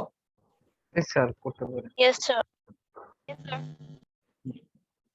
নেক্সট হচ্ছে restriction on appointment or advertisement of a director. Restriction on appointment বলছে কি, আপনি ডাইরেক্টরকে অ্যাপয়েন্ট করতে পারবেন না until director has given consent in writing by himself or by his representative submitted to the registrar of joint stock companies. এই 92 তে একটা জিনিস অব্লিগেশন করেছে এরকম যে আপনি যে কাউকে ডিরেক্টর বলতে পারবেন না। আপনি যদি কাউকে ডিরেক্টর হিসাবে আপনার কোম্পানিতে ডাইরেক্টর হিসাবে অ্যাপয়েন্ট করতে চান, তাহলে তাকে যেমন আপনি প্রপোজ করবেন, ঠিক তেমনি উনি যে ডাইরেক্টর হিসাবে দায়িত্ব পালন করতে রাজি আছে, সেটার জন্য অবশ্যই অবশ্যই তাকে একটা কনসেন্ট দিতে হবে। এই কনসেন্টটার জন্য আমরা একটা ফর্মের কথা বলেছিলাম, কেউ কি আমাকে একটু মনে করাতে পারবেন? ফর্ম 9 এর কথা বলেছিলাম, মনে আছে?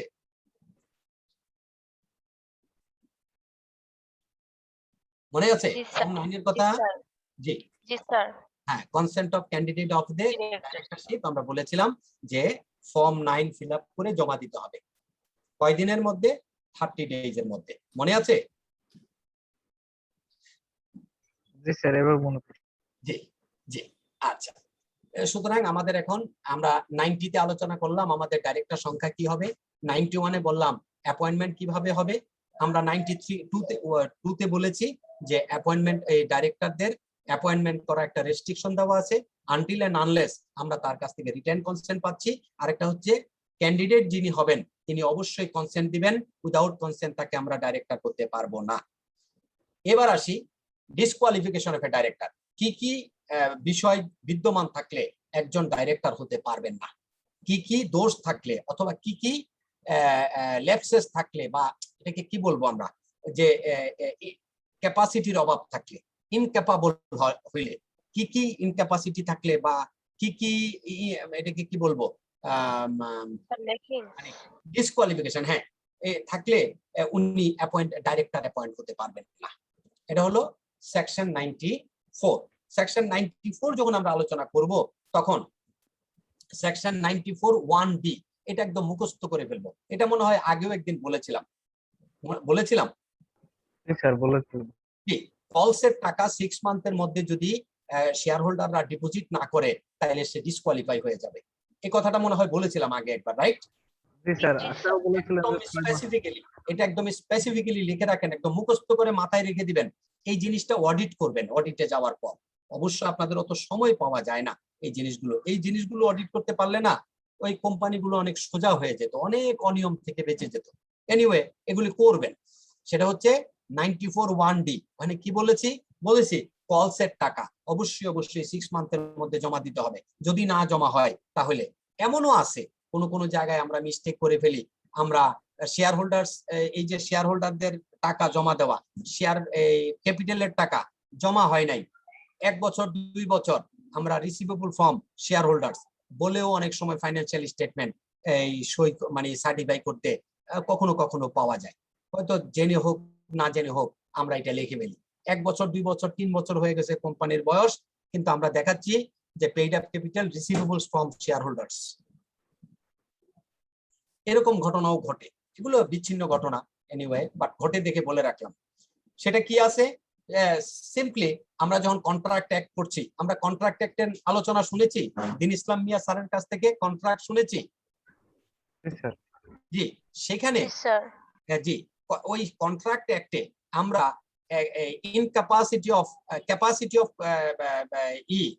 ক্যাপাসিটি ফর দা কন্ট্রাক্ট একটা জায়গা পড়েছি, তাই না?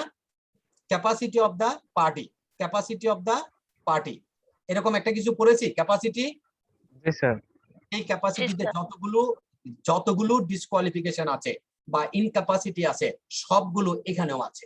1 নাম্বার হচ্ছে আনসাউন্ড মাইন্ড, যদি পাগল হয়, আনসাউন্ড মাইন্ড হয়, সেই ক্ষেত্রে আপনার হতে পারবে না, ডিরেক্টর হতে পারবে না। ইনসলভেন্ট, ব্যাংক্রাফট, ইনসলভেন্ট হইলে উনি হতে পারবে না, আপনার ডাইরেক্টর হইতে পারবে না। শুধু ইনসলভেন্ট না, যদি কেউ ইনসলভেন্সির জন্য অ্যাপ্লিকেশন করে থাকে ফর অ্যাডজুডিকেশন অ্যাজ ইনসলভেন্ট, তাহলে উনি ডিরেক্টর হতে পারবে না। 94 1D অলরেডি আলোচনা করে দিয়েছি। যদি মাইনর হয় কেউ, তাইলে he can not be a director because minors agreement is void. এই কথাটা নিশ্চয়ই দিন ইসলাম মিয়া স্যার আপনাদেরকে বলেছে, minors agreement is void, VOID, minors agreement is void. অর্থাৎ অপ্রাপ্ত বয়স্করা যদি কোনো কন্ট্রাক্ট করে, সেই কন্ট্রাক্টটা শুরুতেই বাতিল, কোনোভাবে ওইটা আইনানুগ ভাবে নট এনফোর্সিবল বাই ল। এই জন্য বলা হয় যে মাইনরস এগ্রিমেন্ট ইজ ভয়েড। যেহেতু মাইনরস এগ্রিমেন্ট ইজ ভয়েড, সেহেতু minors can not be a director. কথাটা কি ক্লিয়ার হলো স্যার? এছাড়াও আর্টিকেল যদি ইচ্ছা করে, কোম্পানি যদি ইচ্ছা করে যে ইয়েস আমরা আর্টিকেলে কিছু এডিশনাল ক্লজ রাখবো, যেই ক্লজের মাধ্যমে আমরা কাউকে ডাইরেক্টর হিসাবে ডিসকোয়ালিফিকেশনের জন্য আমরা করব, ডাইরেক্টরদেরকে বাদ দিব, সেটাও রাখা সম্ভব। এছাড়া আমরা 108-এ vacation of the post of the director যখন আলোচনা করব, তখন দেখবো এখানে কিছু এডিশনাল বিষয় আছে, যে বিষয়ের মাধ্যমে ultimately post of the director will be vacated. ওইটা আমরা একটু পরে আলোচনা করছি।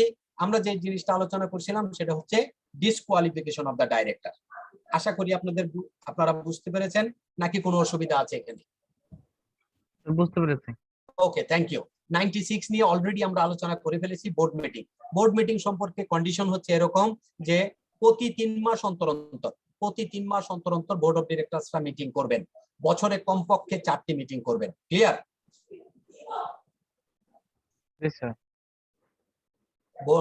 বোর্ড অফ ডাইরেক্টরসরা প্রতি 3 মাস অন্তর অন্তর এভরি 3 মান্থ তারা মিটিং করবে, বছরে কমপক্ষে 4টা মিটিং করবে, সেকশন 96। আর ফার্স্ট বোর্ড মিটিং এর কথা আমরা আলোচনা করেছি, নিশ্চয়ই আপনারা নোট করে নিয়েছেন। এবার আসি, এতক্ষণ তো আমরা ডিসকোয়ালিফিকেশন বলেছি, এখন বলছি qualification of the director. Qualification of the director, qualification of the director is the first qualification হচ্ছে কাউকে ডিরেক্টর হইতে হইলে হি must B a member of the company, he must B member of the company. আমরা 6 যখন আলোচনা করেছি তখন আমরা বারবার করে বলেছি যে মেম্বার হওয়ার যোগ্যতা কি, কেউ কি একটু মনে করাবেন আমাকে? কমপক্ষে একটা শেয়ার থাকতে হবে। এক্স্যাক্টলি, কমপক্ষে একটা শেয়ার তাকে হোল্ড করতে হবে, একটা শেয়ারকে সাবস্ক্রাইব করতে হবে। হোল্ড করতে হবে মিন্স তাকে কমপক্ষে একটা শেয়ার সাবস্ক্রাইব করতে হবে। That means he will be the member. When he is the member of the company, he is entitled, he is eligible to be a director of the company. কথাটা কি clear হলো sir? জি sir. Next condition হচ্ছে if anybody be a director, to be elected as a director, but when he is elected as a director, he is not the member of the company. এমন ঘটনা ঘটতে পারে, প্রয়োজনে হতে পারে না স্যার এরকম? জি স্যার। হ্যাঁ, কোন একটা যে কোনো অ্যাসপেক্টে এটা হতে পারে যে একজন ডাইরেক্টর হিসেবে তাকে আমরা অ্যাপয়েন্ট করছি আমাদের কোম্পানির জন্য, but when we are appointing him, he is not the member of the company. এরকম ঘটনা ঘটতে পারে। যদি ঘটে সেই ক্ষেত্রে তার জন্য একটা অব্লিগেশন দেওয়া আছে এরকম, তার জন্য একটা বাধ্যতামূলক কন্ডিশন হচ্ছে এরকম যে 97(1) অনুযায়ী, 97 সাবসেকশন 1, সেটা হচ্ছে if anybody to be a director of the company without having any share or be a member of the company within 60 days from the appointment of director, তাকে অবশ্যই qualified share to be obtained। কথাটা কি clear হলো কিনা? জি sir. যদি কেউ দেওয়ার পরবর্তী 60 দিনের মধ্যে তাকে তাকে শেয়ার হোল্ড শেয়ারটা অবটেইন করে নিতে হবে, শেয়ারটা অবটেইন করতে হবে। কথাটা কি ক্লিয়ার হলো sir? Sir. if he fails 61তম দিনে he will no more director of the company। কথাটা কি ক্লিয়ার? জি স্যার। স্যার এবং আবার একটু বলবেন? Sure. Number 1 condition, first condition কি? To be a director of the company he must be the member of the company. এটুকু তো আমরা ক্লিয়ার। জি sir. Next, if anybody to be elected as a director of the company, but at the time of appointment, he is not the member of the company. Clear?